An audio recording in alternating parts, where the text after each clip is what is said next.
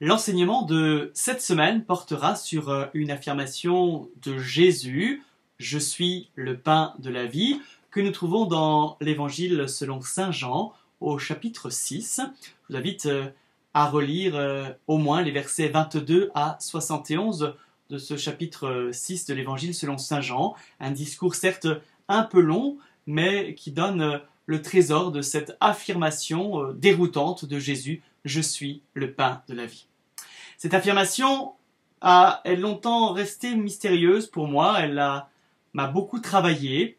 Avant ma conversion, je communiais en mémoire de Jésus, pour être en communauté, pour être à sa table, mais je ne comprenais pas ce que ça signifiait en vérité. Je savais qu'il était inutile de discerner avec ma raison. J'essayais en vain de m'ouvrir le cœur à ce mystère, mais rien n'y faisait.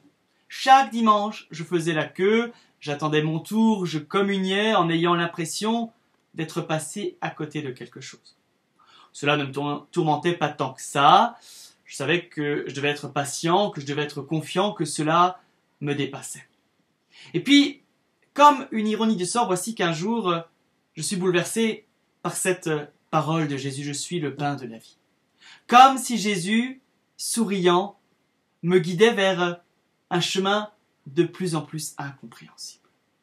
Je suis le pain de la vie. Celui qui vient à moi n'aura jamais faim, et celui qui croit en moi n'aura jamais soif, dit Jésus. Cela, je le comprends aujourd'hui, parce que je le vis. Depuis que j'ai laissé entrer Jésus dans ma vie, je suis rassasié, je suis comblé d'amour. J'entends ce pain de la vie qui me nourrit le cœur. L'évangile se poursuit. Les Juifs qui sont là se mettent à murmurer. Ils disent, n'est-ce pas Jésus, le fils de Joseph, dont nous connaissons le père et la mère? Pauvres naïfs, nous sommes mieux qu'eux, n'est-ce pas? Nous avons compris. Quelle satisfaction. Bien sûr, nous avons 2000 ans d'église qui nous ont donné une petite avance sur ces gens. Mais à quoi bon bouder notre petit plaisir? Surtout que la situation va se corser et que nous allons moins faire le fier. Jésus donne un tour nouveau et cette fois il nuit. Le pain que je donnerai, c'est ma chair, pour le salut du monde.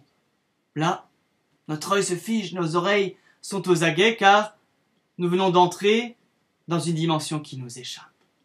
Nous sentons que nous naviguons à vue dans le noir.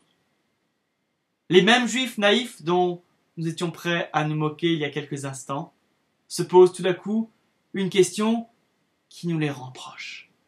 Comment cet homme peut-il donner sa chair à manger? Comment cet homme peut-il donner sa chair à manger? C'est tout de même une bonne question. Et je me suis longtemps imaginé que ces paroles avaient été prononcées pour instituer le rite de communion, en mémoire de moi. Ces paroles étaient alors une métaphore, une belle image, illustrant de façon saisissante à la fois le sacrifice corporel que Jésus allait faire dès le lendemain, en montant sur la croix, et aussi le côté universel de son message, destiné à tous les hommes, à chacun d'entre eux, et pour toujours. Mais Jésus ne s'en tient pas là. Il ne tempère pas ses propos. Il n'essaye pas de les édulcorer pour nous les rendre plus faciles à ingérer.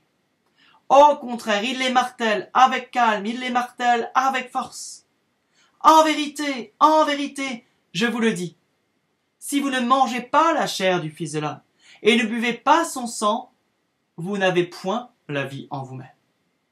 Il ajoute pour ceux comme moi qui ont la tête dure, l'orgueil tenace, car ma chair est vraiment une nourriture, et mon sang est vraiment un breuvage. Celui qui mange ma chair et boit mon sang demeure en moi, et moi en lui. Silence. Nos amis les Juifs ne disent plus rien, comme nous. Mais les disciples, eux, ils osent un commentaire, dont nous les remercions. Cette parole est dure. Qui peut l'écouter? Jésus paraît parfois dur.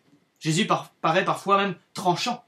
Il vient d'asséner ces paroles mystérieuses, et voilà que maintenant il demande de se prononcer, de prendre position pour lui, derrière ces propos qui déstabilisent tout de suite sans hésiter. Et il demande à ses plus proches, êtes-vous mes disciples, oui ou non? Oui ou non? Nouveau silence. Jésus poursuit.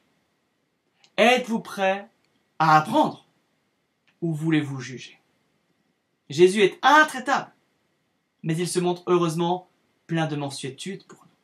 Il adoucit son propos et repose sa question de façon plus invitante. Et vous, ne voulez-vous pas aussi vous en aller? Il nous permet de l'aimer à nouveau, même si on ne comprend pas tout ce qu'il nous dit. Il laisse Pierre trouver la seule réponse que des ignares butés comme moi peuvent donner à sa question. Seigneur, à qui irions-nous? Tu as les paroles de la vie éternelle. Seigneur, à qui irions-nous? Toi seul as les paroles de la vie éternelle. Mais c'est une joie de lire la réponse de Pierre. Il ne dit pas « Nous comprenons ta pensée », mais « Nous tenons solidement ta main ». Tes paroles sont des paroles de vie, même si nous ne les comprenons pas. C'était la seule réponse qui peut être faite alors. C'est la seule réponse que je comprends toujours. Je vous souhaite une bonne rencontre de cellules, une bonne semaine. Je vous embrasse fraternellement et je vous bénis.